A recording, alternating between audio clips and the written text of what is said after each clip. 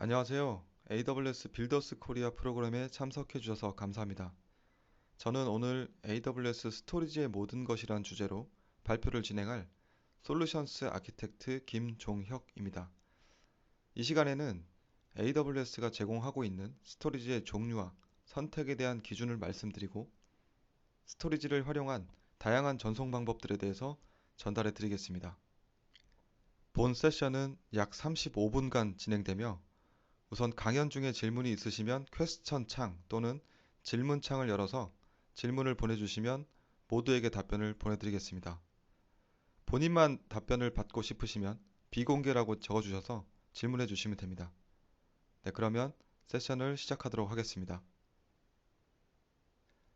네, 오늘 아젠다입니다. 먼저 스토리지에 대한 개념적인 설명을 드리고 난 뒤에 대표적인 블록, 파일, 오브젝트 스토리지 옵션을 조금 더 상세하게 소개해 드릴 예정입니다. 마지막으로 온프레미스에서 하이브리드 방식으로 클라우드 스토리지를 활용할 수 있는 방법과 AWS로의 스토리지 마이그레이션 방법에 대해서 설명드리겠습니다. 네, 본격적으로 스토리지에 대해서 알아보겠습니다. 스토리지는 잘 아시겠지만 데이터를 저장하는 저장소 역할을 하는 서비스입니다. 전통적으로 기업의 워크로드에서 애플리케이션의 설치 공간이나 여러 사용자가 공유하는 파일 시스템의 저장 공간으로 활용이 되었습니다.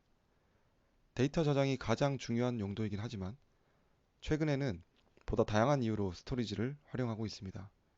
백업이나 재복구 시스템, 그리고 컴플라이언스를 위한 데이터 보존 같은 용도는 물론이고 많은 유저가 접근하는 공유 파일 저장소, 그리고 AIML, 빅데이터 분석을 위한 기초 환경이 되는 데이터 레이크에 이르기까지 큰 역할을 담당하고 있습니다.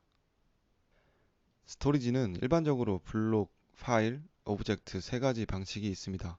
먼저 블록 스토리지는 데이터를 일정한 크기의 블록으로 나누어서 저장하는 방식인데요. 주로 정형화된 데이터를 빠르게 처리하는 용도로 많이 사용됩니다. 워크로드를 구성하는 애플리케이션이나 데이터베이스에 주로 활용이 되고 있습니다. 두 번째인 파일 스토리지. 파일 스토리지는 파일과 폴더의 계층 구조로 이루어지는 방식입니다. 많이들 써보셨을 윈도우 탐색기와 같이 계층적 구조를 가지고 있고 폴더 안에 계속 폴더를 만들고 파일을 저장할 수가 있습니다. 마지막으로 오브젝트 스토리지는 데이터를 객체 단위로 저장하는 방식입니다. 객체는 메타데이터와 데이터로 구성이 되어 있고요. 고유한 식별자인 오브젝트 아이디를 가집니다. 대용량의 비정형 데이터를 저장하기에 매우 적합하기 때문에 주로 클라우드 환경에서 사용됩니다. 네, 그러면 지금 세 가지 스토리지 타입에 대해서 말씀을 드렸는데 AWS가 제공하는 스토리지 서비스의 포트폴리오를 한번 소개해 드리겠습니다. 보시는 것처럼 좌측부터 아마존 S3라고 불리는 오브젝트 스토리지, 그 옆에 블록 스토리지인 아마존 EBS, 그리고 EFS를 포함한 꽤 많은 종류의 FSX 파일 스토리지 서비스와 2022년 AWS 리인벤트에서 발표한 아마존 파일 캐시까지 스토리지 서비스로 제공해 드리고 있습니다. 그 밖에도 아래에는 이러한 스토리지를 백업할 수 있는 AWS 백업이나 데이터 전송을 위한 다양한 마이그레이션 서비스가 존재합니다. 오늘은 AWS가 제공하는 주요 스토리지 서비스를 전체적으로 한번 살펴보고 보다 중요한 서비스에 조금 더 자세한 설명을 드릴 예정입니다. 먼저 그림상 가장 좌측에 있는 아마존 S3부터 한번 알아보겠습니다. 아마존 S3는 오브젝트를 저장하는 스토리지입니다. 무제한에 가까운 스토리지 용량을 제공하고 있고 최근에 대부분 기업에서 운영하고 있는 AWS 기반 데이터 레이크에서 중심이 되는 스토리지 서비스입니다. AWS에서 가장 오래된 서비스인 만큼 안정적이고 성숙된 기능들을 제공하고 있습니다. 여러 가지 타입의 클래스가 있고 비용 효율적으로 운영할 수 있는 인텔리전스 티어링이나 저장된 데이터의 딥 아카이빙을 할 수 있는 글래시어라는 계층도 제공이 됩니다. 무엇보다 AWS의 대다수 서비스들과 밀접하게 호환이 되기 때문에 다양한 워크로드에서 활용할 수 있다는 것이 큰 특징입니다. 아마 여러분들도 사내에서 또는 데이터 센터에서 데이터를 안전하게 보관하는 방법을 많이 고민하실 겁니다. 데이터에 대해서 카피를 한다거나 단일 또는 이중화로 운영함에 따라서 비용이나 여러 가지 고려사항이 많으실 텐데요. 아마존 S3는 기본적으로 세 곳에 지리적으로 분산된 가용 영역에 분산 저장되기 때문에 그 어떤 스토리지보다 안정적인 가용성과 내구성을 보장하고 있습니다. 그리고 S3는 나중에 실습에서 확인해 보시겠지만 저장된 오브젝트에 대해서 태깅이나 버저닝, 그리고 모니터링이나 데이터 복제가 가능한 여러 가지 관리 기능을 제공하고 있습니다. 아마존 S3는 2006년에 출시된 이래로 굉장히 인기 있는 스토리지로 자리 잡고 있습니다. AWS는 S3를 보다 비용 효율적이고 쉽게 관리할 수 있도록 끊임없이 혁신해 왔습니다. 특정 사용 사례 및 데이터 액세스 패턴에 대해서 최저 비용으로 설계된 다양한 스토리지 클래스를 제공합니다. 조금 자세히 살펴보면 여기에는 자주 액세스하는 데이터의 범용 스토리지를 위한 S3 스탠다드부터 알 수 없거나 액세스 패턴이 변경되는 데이터를 위한 S3 인텔리전스 스티어링, 그리고 오래 지속되지만 액세스 빈도가 낮은 데이터를 위한 S3 스탠다드 인프리퀀트 액세스 등 그림과 같이 중앙을 기준으로 액세스 빈도에 따라서 7개의 스토리지 클래스를 선택지로 제공해 드리고 있습니다. 네, 그러면 중요한 클래스 중 하나인 인텔리전스 티어링을 소개해 드리겠습니다. 데이터 액세스 패턴이 변경될 때 성능 영향이나 운영 오버헤드 없이 자동으로 스토리지 비용을 최적화하는 고객들을 위해서 설계되었습니다. 자주 액세스하는 액세스 계층과 그렇지 않은 계층 간에 데이터를 이동하여 자동으로 비용을 절감하는 최초의 클라우드 객체 스토리지 클래스입니다. 특별히 운영자가 개입하지 않으면서 S3 비용을 매우 쉽게 최적화할 수 있는 옵션입니다.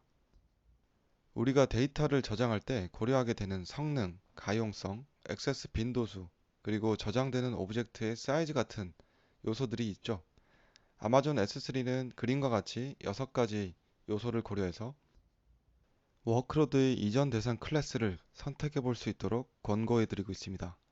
앞서 설명드린 7가지의 스토리지 클래스 중에서 먼저 비즈니스에 가장 필요한 기능에 대해서 우선순위를 정하고 적합한 클래스를 선택하시는 것을 추천해 드리고 있습니다. 네, 그리고 S3는 다양하게 활용되는 복제 기능이 있습니다. 오브젝트를 동일 리전이나 다른 리전으로 매우 손쉽게 복제를 할 수 있는데요. 마치 스토리지 복제 솔루션과 비슷합니다. 일반적인 리전 간 복제는 물론이고 정책을 세워서 버킷 단위로 다른 리전으로 보내실 수도 있습니다. 최근에 해외 지사를 운영하는 기업이나 글로벌 솔루션사와 특정 연구를 위해 빈번한 데이터 이동이 필요할 때 이 S3의 다양한 복제 기능을 활용하고 계십니다. 네, 제가 준비한 S3 스토리지의 마지막 기능인 스토리지 렌즈입니다. 다수의 아마존 S3 버킷을 운영 중인 관리자라면 꼭 활용해 볼 만한 서비스입니다. 대시보드를 통해서 가시적인 지표를 제공해주고 보안 설정이나 성능 모니터링까지 지원하기 때문에 S3에 저장된 데이터에 대해서 확실히 관리할 수 있는 기능을 제공하고 있습니다. 네, 그러면 지금까지 오브젝트 스토리지인 아마존 S3에 대해서 간략하게 특성과 스토리지 클래스 소개, 그리고 몇 가지 기능들에 대해 말씀드렸습니다. 다음은 AWS의 블록 스토리지인 아마존 EBS에 대해서 살펴보도록 하겠습니다. 줄여서 EBS라고 불리는 서비스이고요. 특징들을 한번 살펴보겠습니다. EBS는 EC2 인스턴스를 위한 영구 지속 블록 스토리지입니다. 사용자가 삭제하지 않으면 데이터는 삭제되지 않고 주로 우리가 AWS에서 어플리케이션이나 데이터베이스를 설치하게 되는 EC2 서비스에 연결해서 사용하는 스토리지입니다. 일반적으로 그림과 같이 하나의 EBS 볼륨은 하나의 EC2 인스턴스에만 연결이 가능한 구조로 사용하게 됩니다.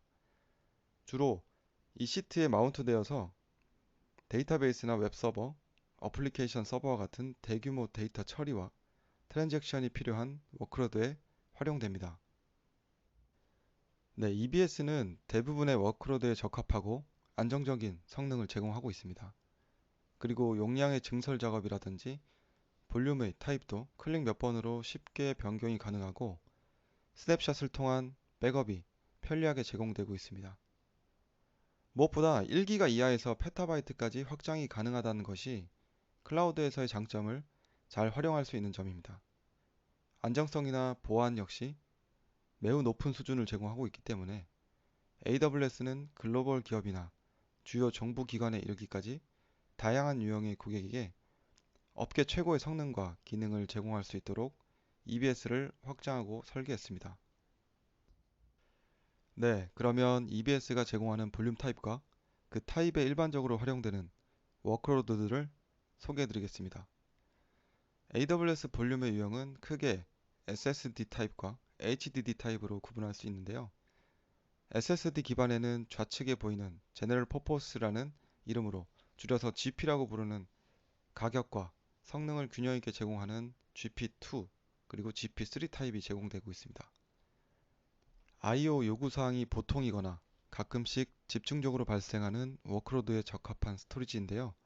OS 영역이나 NoSQL 데이터베이스, 그리고 개발 및 테스트 환경과 같은 광범위한 목적으로 사용되고 있습니다.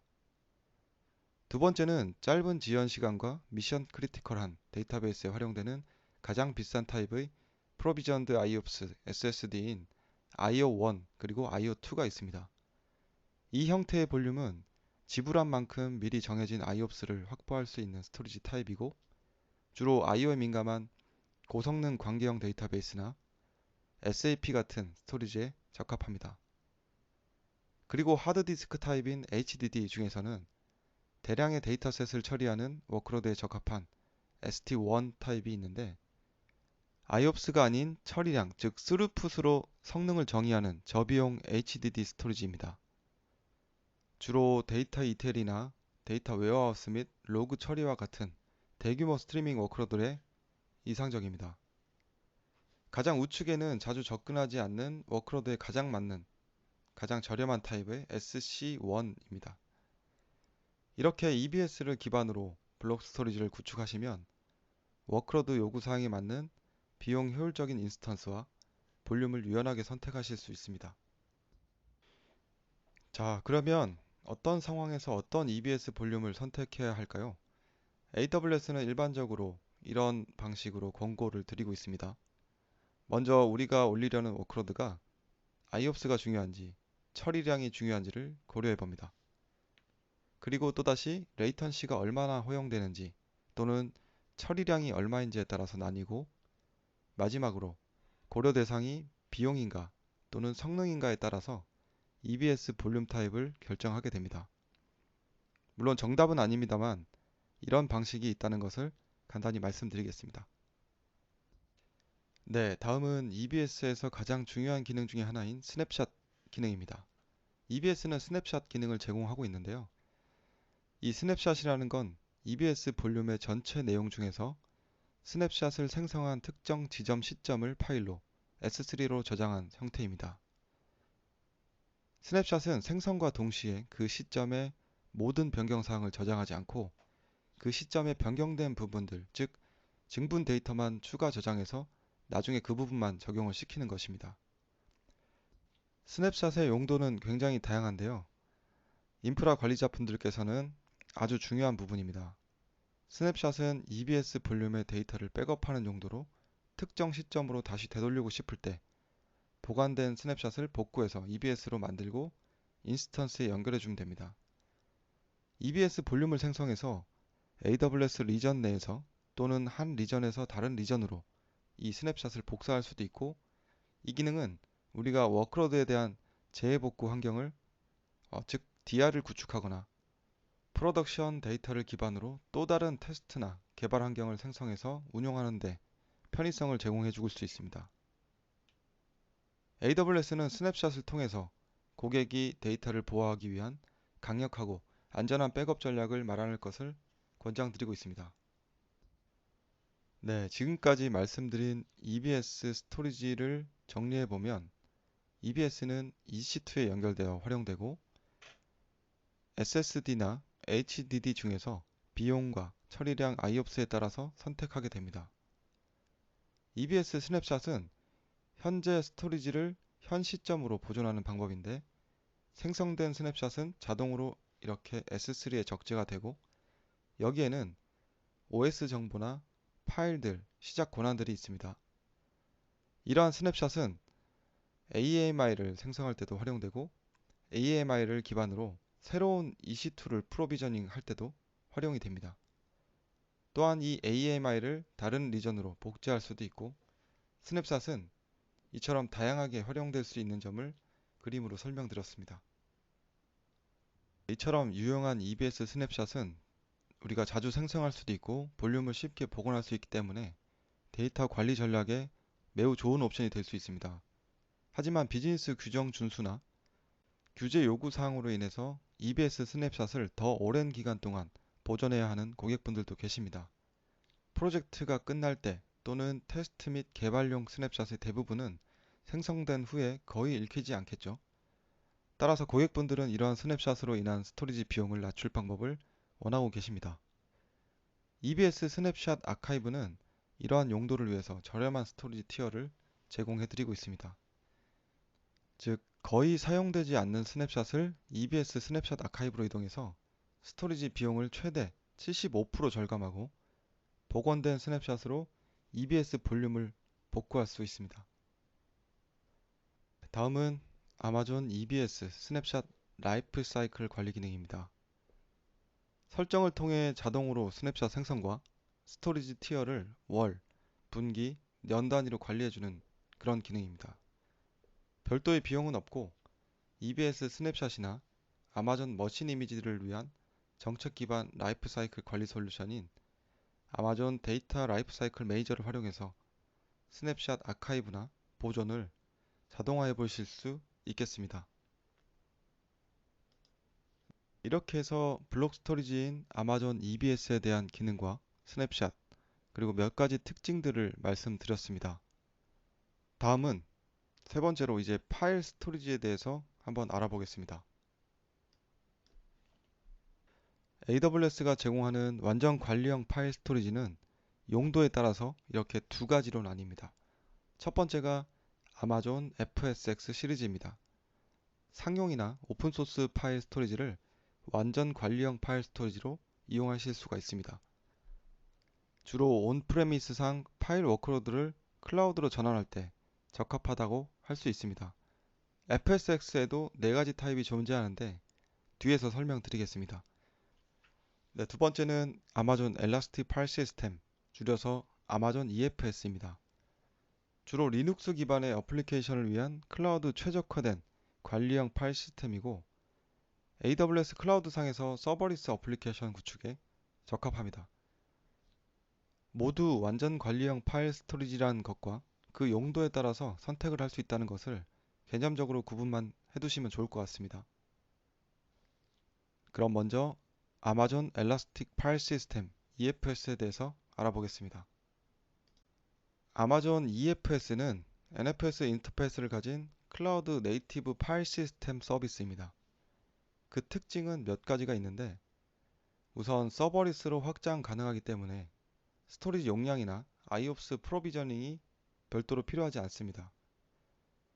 엘라스틱이라는 이름처럼 EFS는 파일이 추가, 삭제됨에 따라서 스토리지 용량이 탄력적으로 증가하거나 감소하게 됩니다.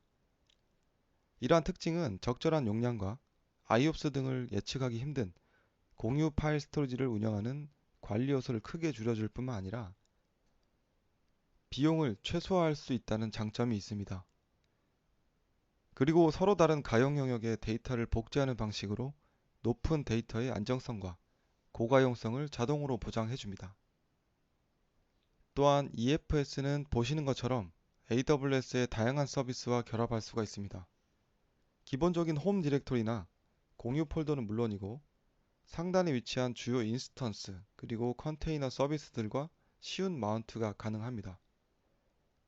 또한 오토 스케일링이나 서버리스 서비스인 람다 그리고 머신러닝 서비스인 아마존 세이지메이커 노트북에서도 EFS 파일 시스템을 마운트해서 데이터를 사용하실 수가 있습니다. 이런 호환성은 AWS의 가장 강력한 장점 중에 하나죠. 다음은 EFS를 직접 생성하시다 보면 고민하게 되는 성능과 처리량 선택에 대한 부분입니다. EFS는 생성 단계에서 성능 모드, 그리고 처리량 모드 각 두 개의 모드를 선택하게 됩니다. 왼쪽의 성능 모드는 EFS 용량에 따라 주어지는 IOPS와 관계가 있는데 워크로드 특성에 맞게 IOPS를 감안하여 범용 또는 맥스 IO로 선택할 수가 있습니다. 처리량 모드는 EFS에서 사용할 수 있는 처리량을 결정하는데 두 가지 처리량 모드, 버스팅 그리고 프로비저닝을 제공했었고요. 여기에 2022년 리인벤트에서 세 번째로 엘라스틱 스루풋이라는 옵션이 발표되었습니다.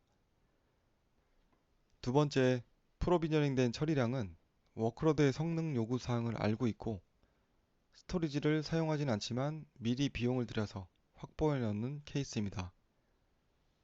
반면에 예측하기 어려운 성능 요구 사항이 있는 워크로드에는 세 번째 있는 탄력적 처리량 옵션이 적합하다고 할 수 있겠습니다. 다음은 EFS의 고가형성 아키텍처에 대해서 한번 살펴보겠습니다. EFS는 그림과 같이 모든 가용 영역에서 사용할 수 있는 리전 단위의 서비스입니다. 앞서 블록 스토리지였던 EBS는 가용 영역 단위의 서비스인 것과 차이가 있습니다. EFS는 생성하실 때 기본적으로 리전에 있는 모든 가용 영역을 사용해서 파일 시스템을 만드실 수 있는데 그림에서는 3개의 가용 영역을 예시로 들어봤습니다. 만약 하나의 가용 영역에서 장애가 발생해도 단일화된 인터페이스로 접근이 되기 때문에 지속적으로 EFS 서비스를 사용하실 수 있는 고가용성을 제공하고 있습니다.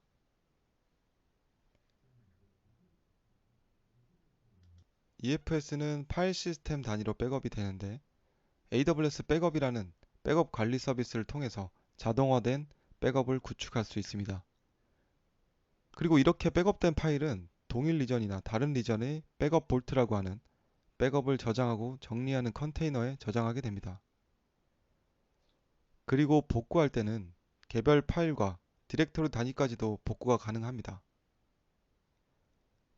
그리고 EFS도 처음에 설명드린 S3처럼 복제 기능을 제공하고 있습니다.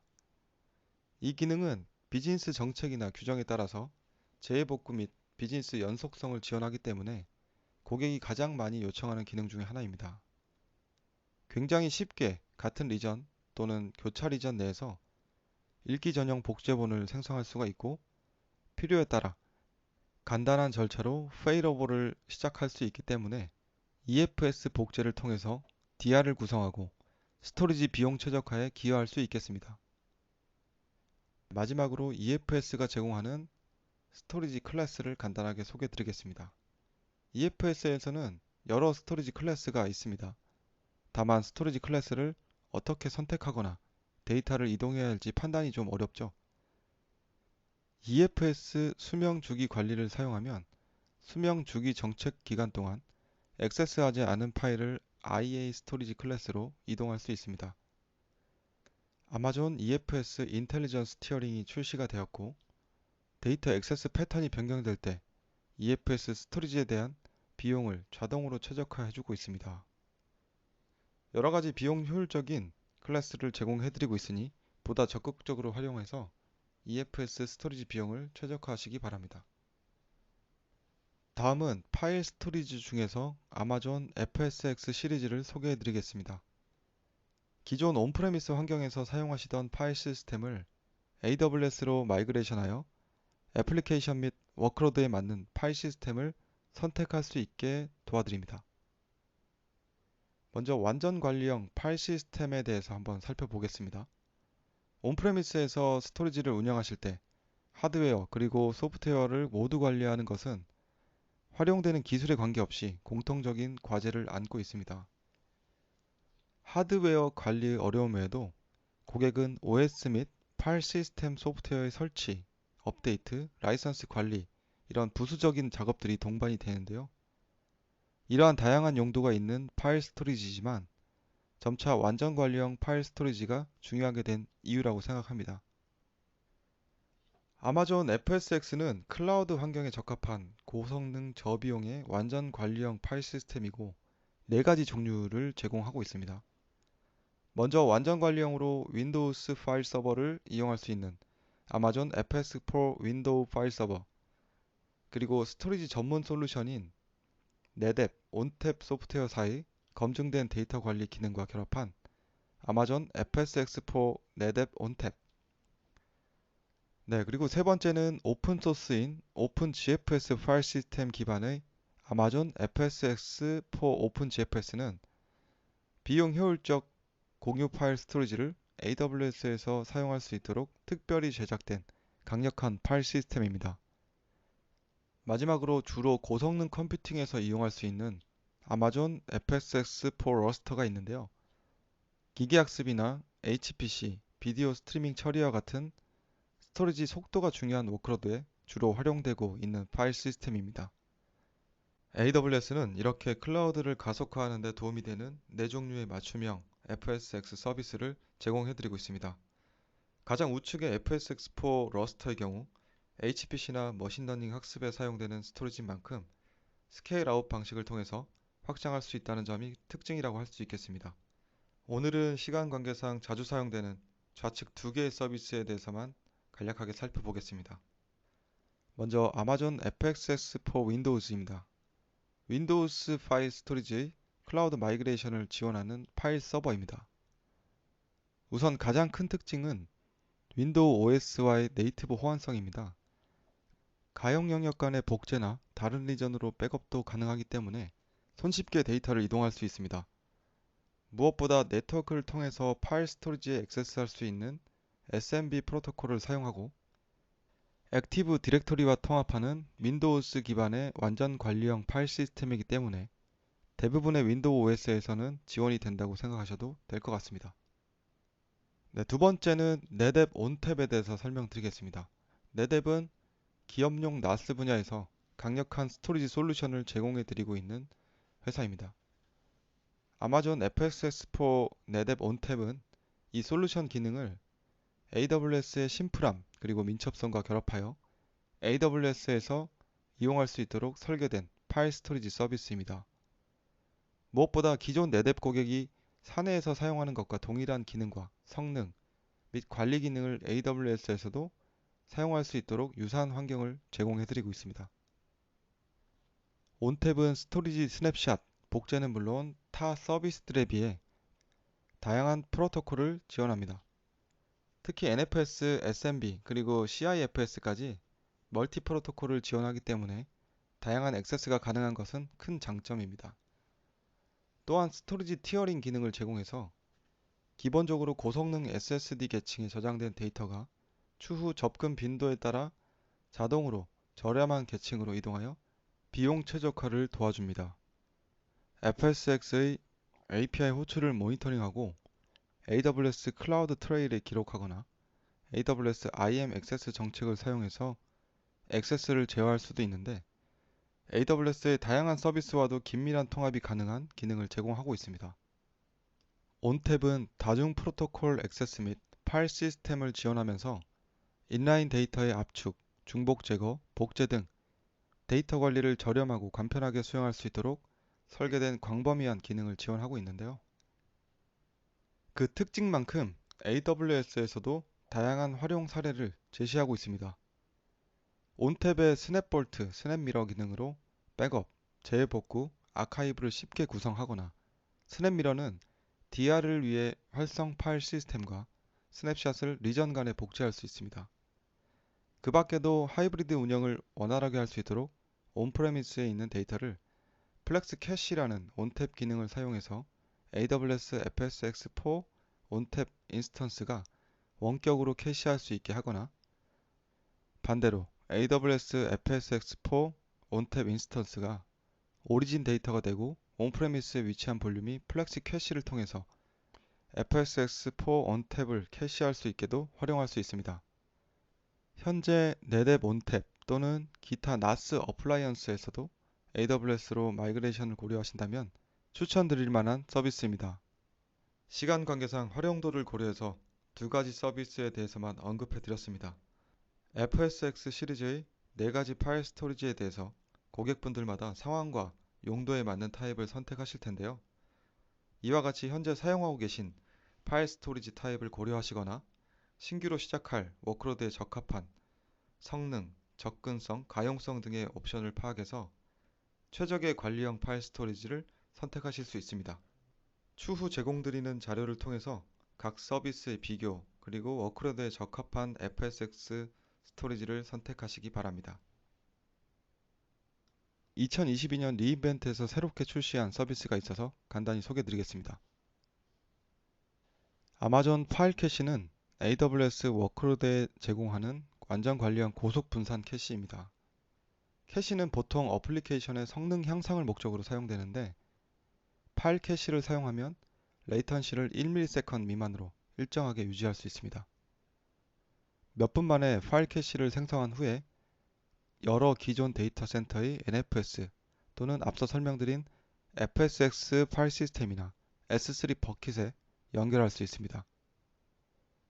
기존 데이터 센터와 클라우드의 여러 위치에 저장된 파일 데이터를 고속으로 처리할 수 있어서 미디어, 금융 서비스, 의료 및 생명과학이나 기상예보 같이 레이턴시가 가장 민감한 워크로드에 유용하게 사용될 것을 기대하고 있습니다.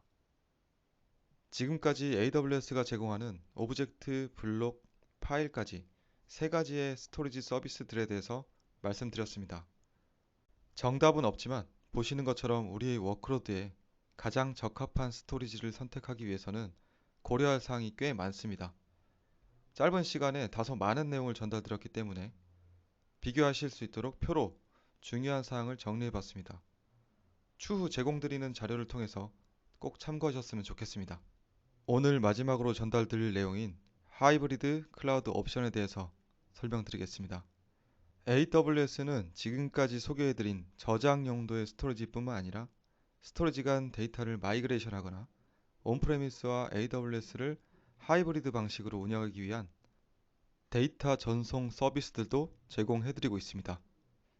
바로 이 그림은 여러분의 온프레미스 데이터를 AWS로 마이그레이션 하기 위한 선택 옵션입니다. 왼쪽부터 보시면 기업 간의 특정 비즈니스를 위해 빈번한 파일을 전송하기 위해서 FTP나 SFTP처럼 사용할 수 있는 AWS 트랜스퍼 패밀리가 있습니다. 그리고 오늘 실습에서 경험해 보실 AWS 데이터 싱크는 온라인으로 온프레미스나 다른 리전의 데이터를 AWS로 마이그레이션하는 용도로 활용하고 있습니다. 또한 온프레미스의 어플리케이션과 AWS의 스토리지 간 안정적인 액세스를 유지하기 위해서 AWS 스토리지 게이트웨이가 사용되고 있습니다.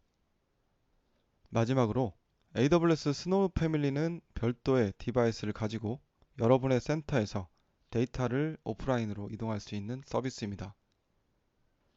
이런 데이터 이동 과정들은 결국 AWS의 데이터 레이크, 머신러닝이나 데이터 분석 서비스와 연계하는 것이 그 가장 큰 목적이라고 할 수 있겠습니다.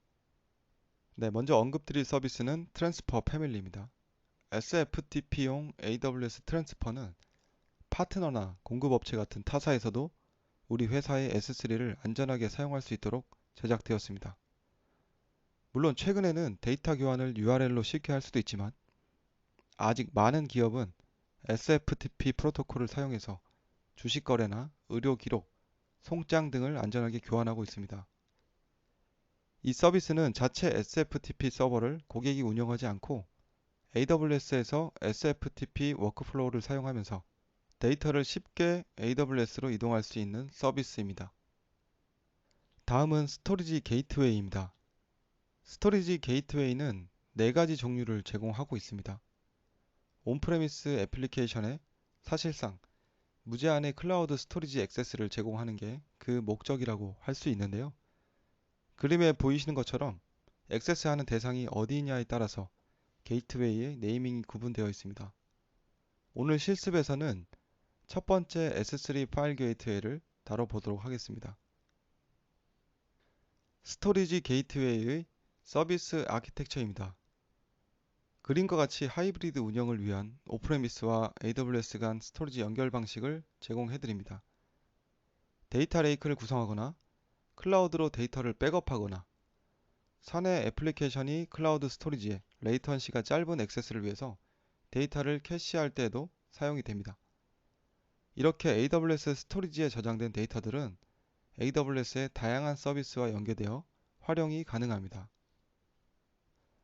AWS 데이터 싱크는 온프레미스와 AWS 스토리지 서비스 사이에서 데이터 이동을 자동화 및 가속화하는 안전한 온라인 서비스입니다. 데이터를 아카이빙하여 온프레미스 스토리지 용량을 확보하거나 비즈니스 연속성을 위해서 데이터를 AWS로 복제해야 할 때 사용할 수 있습니다. 많은 특징이 있지만 그 목적이 분명한 서비스입니다. 빠른 데이터 전송이 가능한데 데이터 싱크 에이전트를 통해서 이동하게 되고 에이전트당 최대 10GBps를 지원합니다. 그리고 오늘 실습으로 경험해 보실 텐데 사용이 직관적이고 매우 간단합니다. 무엇보다 AWS의 다양한 스토리지의 데이터를 바로 전송할 수 있다는 것이 큰 장점입니다. 종량제 요금은 기가당 0.0125달러이고 가지고 계신 데이터를 감안했을 때 비용을 예측해 보실 수 있겠습니다. 네, 그러면 AWS 데이터 싱크의 아키텍처를 한번 살펴보겠습니다. 지금 보여드리는 것들은 AWS 데이터 싱크의 서비스 아키텍처인데요. 데이터 싱크의 에이전트는 온프레미스 NFS나 SMB 같은 저장소에 연결이 되고 인터넷망 또는 AWS VPN이나 다이렉트 커넥트 같은 보안 네트워크 링크를 통해서 수백 테라바이트와 수백만 개의 파일을 전송할 수 있습니다. 미리 설정된 AWS 스토리지 리소스로 데이터가 이동되고 이동한 데이터에 대해서만 비용을 지불하게 됩니다. 네, 그러면 AWS 클라우드로 데이터를 마이그레이션하는 방법은 앞서 보여드린 데이터 싱크를 통한 온라인뿐만 아니라 AWS 스노우볼 같은 서비스를 이용한 오프라인 방식도 있습니다. 일반적으로 고객사의 데이터 센터에 위치한 대용량의 데이터 세트가 그 대상이고 수십 테라바이트나 페타바이트 정도일 때 온라인으로 마이그레이션 하기에는 한계가 있습니다. 그럴 때 일회성으로 AWS 스노우볼 엣지 같은 서비스를 사용하실 수 있습니다. 앞서 말씀드린 AWS 스노우 디바이스 패밀리는 데이터 센터가 아닌 열악한 환경도 가능하고 네트워크 연결이 일관되게 유지되지 않는 그런 위치에서도 작업을 실행해야 하는 고객을 지원하는 데 사용되고 있습니다. 스노우 패밀리도 세 가지의 선택 옵션이 있습니다. 자세한 스펙을 자료로 비교해 두었으니 추후에 참고를 부탁드리겠습니다. 제가 오늘 준비한 내용은 여기까지입니다. 지금까지 AWS가 제공해드리는 다양한 클라우드 스토리지 서비스와 마이그레이션을 위한 서비스에 대해서 말씀을 드렸는데요. AWS로 업무를 이관할 준비를 하고 계시거나 클라우드에서 새로운 워크로드를 계획하고 계시는 분들께 도움이 되셨길 바라면서 오늘 세션을 마무리하겠습니다.